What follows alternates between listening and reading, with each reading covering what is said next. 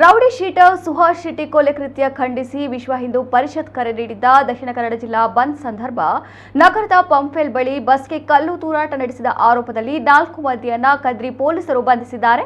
ಆರೋಪಿಗಳು ಕೃತ್ಯಕ್ಕೆ ಬಳಸಲಾದ 2 ಸ್ಕೂಟರ್ಗಳನ್ನು ವಶಪಡಿಸಿಕೊಳ್ಳಲಾಗಿದೆ.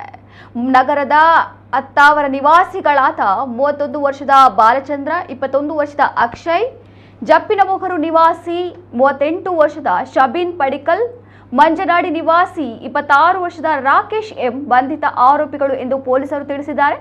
ಮೇ 2ರಂದು ಬೆಳಗ್ಗೆ 6:50 ರಿಂದ ಬೆಳಗ್ಗೆ 7ರ ಮಧ್ಯೆ ಪಂಪ್ವೆಲ್ ಬಳಿ 5 ಕೆಎಸ್ಆರ್ಟಿಸಿ ಬಸ್ಗಳ ಮೇಲೆ ಕಲ್ಲು ಎಸೆದು ಪರಾರಿಯಾಗಿದ್ದರು. ಇದರಿಂದ ಬಸ್ಗಳ ಮುಂಭಾಗ ಹಾನಿಯಾಗಿತ್ತು. ಬಸ್ನ ಚಾಲಕ ಸತೀಶ್ ನಾಯಕ್ ನೀಡಿದ ದೂರಿನಂತೆ ಪೊಲೀಸರು ಪ್ರಕರಣ ದಾಖಲಿಸಿದ್ದರು.